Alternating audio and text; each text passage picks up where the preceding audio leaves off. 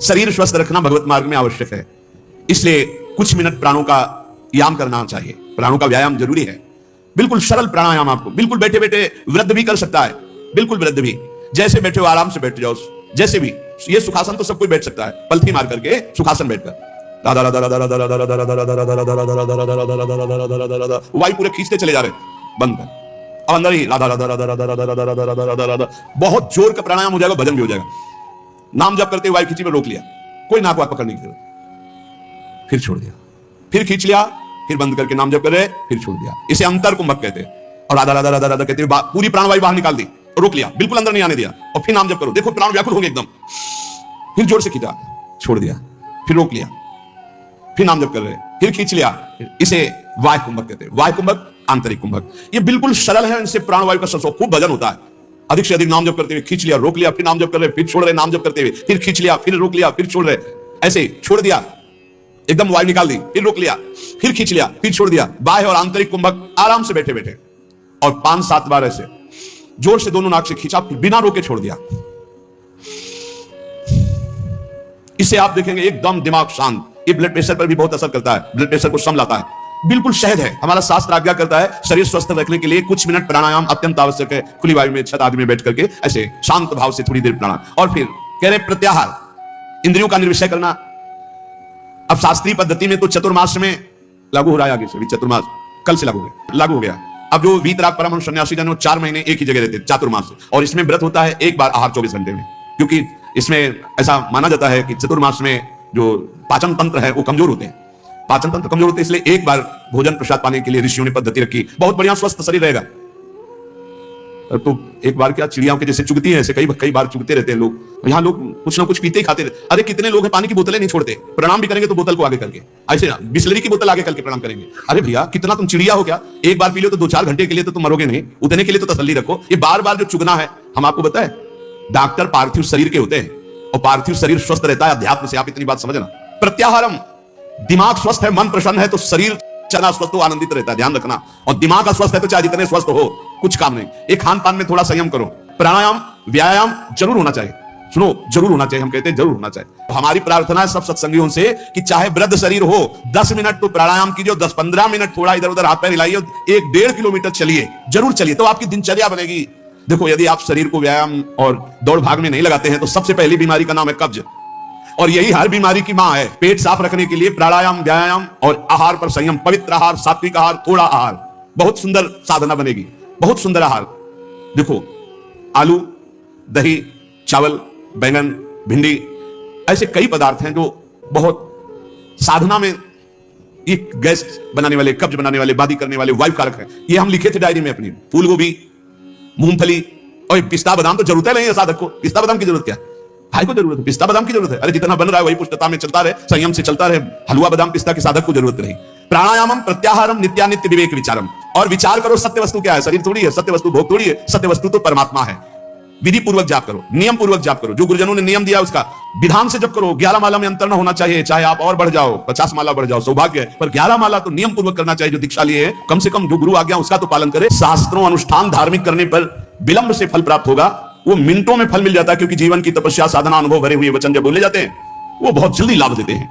बोले कथा पीयूषाब्धौ श्रुतिमपि, अपने कानों से अमृत, भगवत कथा अमृत। ये प्रपंच का विष पीना नहीं सत्संग है, प्रपंच का निंदा स्तुति ये वो प्रपंच नहीं। तव कथामृतम, हमारे शास्त्र इतने भरे पड़े कि जीवन भर सुनाते रहो फिर भी पूर्ण नहीं होगा, तो इधर उधर भागने की जरूरत क्या है। कोई प्रसंग ले लो, उसी प्रसंग को पूरा करो। भगवान की रूप माधुरी, लीला माधुरी, गुण माधुरी, सिद्धांतों के तो कितना अपार ग्रंथ है सिद्धांतों के। व्यर्थ की बातें करने से क्या मतलब, जिनका कोई महत्व नहीं, जिनका कोई अस्तित्व नहीं, समय बर्बाद करना नहीं। कथा पीयूषाब्धौ श्रुतिमपि मरो ध्यान निरतम, भगवान के ध्यान में मगन होकर कथा कर रहे और भगवान के ही ध्यान में मगन होकर कथा सुन रहे। 88,000 ऋषियों के मुखिया शौनक जी महाराज सूत जी महाराज से कहते हैं, भगवान हम सब ऋषि यज्ञ करते करते जटाएं धुआं से धूमिल हो गई, पर वो आनंद नहीं मिला जो आपके श्रीमुख से भगवान श्री हरि की पावन कथा अमृत श्रवण करने से हमें अभी वर्तमान में आनंद मिल रहा है। आप हमें कथा सुनाओ। कथा पीयूषाब्धौ श्रुतिमपि, शास्त्रों से युक्त कथा कानों से सुनिए, मनमानी नहीं, इधर उधर की नहीं। समस्या यह होती है कि जब हमारा चित्त प्रभु में नहीं लगा होता तो ज्यादा देर प्रभु में टिक ही नहीं सकता। कोई किसी को पहचानना हो उसको बोलने दीजिए, चुप रहिए। प्रारंभ नोट कीजिए, मध्य नोट कीजिए, अंतिम नोट कीजिए। जिसका प्रारंभ मध्य और अंतिम जो निकले वो वही है। प्रारंभ से भगवत चर्चा, मध्य में भगवत चर्चा, विश्राम भगवत चर्चा, वो महाभागवत है। जिसका प्रारंभ भले हो भगवत चर्चा से माना, लेकिन घसीट गया बीच में भारी प्रपंच और विश्राम प्रपंच, वो स्थिति नहीं है भगवत चर्चा में स्थित। जिसका आदि मध्य अवसान प्रभु श्री हरि में ही है, प्रभु में ही है। मनोध्यानम निरतम, भगवत ध्यान, कितना आनंद भगवान की गुण महिमा, लीला महिमा, रूप महिमा, मेरे प्रभु हैं। पुलक पुलक कर चर्चा करना, पुलकित होकर चर्चा सुनना, महान अपवित्रताओं को एक सत्संग नष्ट कर सकता है, एक सत्संग। इसीलिए सत्संग की समानता किसी से नहीं की गई। व्रतांश यज्ञ छंदांश तीर्था नियमा यमा यथा वरुंधेत सत्संगा सर्व संगो पहो हिमाम। समस्त संगों का त्याग कराकर भगवत आसक्ति प्रकट करने की जो सामर्थ्य संत संग में, वो किसी साधना में नहीं। अरे भाग जा, भाग जा, इस संसार के राग से भाग जा, नहीं ये राग पीस डालेगा।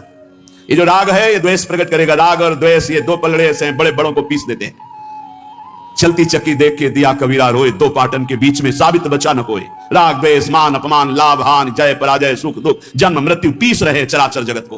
भाग, वो जो चक्की जहां से चल रही उसके सहारे पे पहुंच जा। मामे वे प्रपद्यंते माया में ताम तरंगते। चलती चक्की देख के दिया कमाल ठठाए, राह सहारे कील की तो बाल न बाका जाए। कील कौन है? इस संसार चक्र की कील कौन है? इन द्वंद्वों को निरंतर चलाने वाला कौन है? काल। और काल का भी स्वयं महाकाल वो प्रभु है जो उसकी शरण में हो गया तो बाल न बाका जाए। सीम की चाप सके को तासु, बड़ रखवार रमापति जासु। इसलिए कह रहे हैं अरे शीघ्रम शीघ्रम, भाग भाग संसार के राग से भाग। कौन कौन से संसार के राग है? कह रहे शुद्ध धनम स्त्रीम कलत्रादि ममताम। स्त्री पुत्र मकान शरीर राग भोग धन संपत्ति नाना प्रकार की तृष्णाएं तुझे बांधकर व्यर्थ में समय नष्ट करा रही। तो क्या करें, बाबा जी बन जाए क्या? नहीं, यहां ऐसा नहीं कहे। क्या करें? अंतर से राग रहित होकर, जैसे जल में ही कमल का फूल उत्पन्न होता है लेकिन निर्लेप रहता है, ऐसे तू सारे परिवार को नाथ सकल संपदा तुम्हारी और मैं सेवक समेत सुत नारी। क्या चला जाएगा तुम्हारा? तुम परम भागवत होकर भगवत प्राप्त हो जाओगे। केवल भावना बदलनी है। नाथ सकल संपदा तुम्हारी मैं सेवक समेत सुत नारी। अरे शीघ्रम शीघ्रम, जल्दी कर, पता नहीं काल का ठिकाना नहीं। प्रताने कालोयम नहीं वपुरिदम मृत्युनु गतम। किस क्षण को मर जाए कोई भरोसा नहीं, पक्का किस क्षण मर जाए कोई भरोसा नहीं। ये शरीर मृत्यु के अनुगत है, कभी भी मृत्यु ढंगा सकती है। तो ये शरीर पुत्र मकान सब यही रह जाएगा। धन की तृष्णा ये बहुत बुरी होती है। कोई बिरला ऐसा है जो अपने ज्ञान विज्ञान का प्रयोग करके परमात्मानंद का अनुभव करे। नहीं, सारा का सारा खेल, हाँ, बहुत बहुत पूर्वज जो हमारे ब्रह्म ऋषि हुए उनमें जो महिमा देखी गई, राजान्न का त्याग, राज वैभव का आंतरिक त्याग, अगर उनमें कहीं देखा गया हमारे इष्ट में और इष्ट के प्रेमी महात्माओं में, तो देखो विदुरानी के छिलकों में जो स्वाद आया, सरकार को छोड़ करके आ रहे हैं दुर्योधन के यहां 56 प्रकार के भोग और क्या क्या व्यवस्था थी। द्वारिकाधीश को कैसा भोग लगता है, पर सुदामा के तंदुल वाह वाह करके पा रहे। चक्रवर्ती सम्राट महाराज दशरथ के लाडले अनंत ब्रह्मांडों के स्वामी भगवान श्री राम मैया सबरी के जब बेर पा रहे हैं, दिए हुए बेर कोई अंगूर थोड़ी है, लेकिन सराह सराह के पा रहे हैं। जरा देखो हमारे इष्ट की तरफ, तो इष्ट के दास कैसे होंगे? इष्ट के दास कैसे होंगे? जैसे इष्ट को दीन प्यारे वेद पुकारे, ऐसे ही दैन्यता प्रिय है। एक तरफ 56 भोग हो, एक तरफ गरीब के हाथ की एक रोटी हो, तो भगवत प्रेमी महात्मा कदम बढ़ाएगा उस रोटी की तरफ जो एक आंसुओं से भरा हुआ छुपाए हुए है कि पता नहीं इनके योग्य हो कि ना हो, मुझ गरीब की सूखी रोटी नहीं नहीं इनके योग्य नहीं, वही वो लेंगे। तब तो हरि प्रीति, नहीं तो ये तृष्णा बड़ी विचित्र है। हमारे शास्त्र कह रहे हैं यदि धन की लालसा है तो ज्ञान तुम्हारा केवल वाग विनोद है। वाग विनोद बातें हंसी मजाक जैसे की जाती ना, ऐसे केवल बातचीत है। कोई बातों से काल पर विजय नहीं प्राप्त की जाती। पर प्रवाह काल के कदापि छूटी है नहीं, व्यासनंद नाम जो प्रतीति सोन रट रहे। मूड जही धनागम तृष्णाम कुरुषद बुद्धि मनस्वी तृष्णाम। अरे मूड, इस धन की लालसा को छोड़ दे भैया। बहुत विचित्र ये तीन शब्द, इनको साधारण मत समझो, पूरी सृष्टि में बड़े सीमा पे रखे गए। इन तीन को जो पास हो जाए वह त्रिलोकी पर विजय प्राप्त कर ली। कामिनी, कंचन और कीर्ति, ये तीन शब्द हैं। पुत्रैषणा, वित्तैषणा, लोकैषणा, बड़ी भारी खाई हैं। आए थे हरिभजनन को, बीचे लीनी मार, एक कंचन एक कामिनी, ये लांबी तलवार, लांबी तलवार बीचे में काट के फेंक दिया।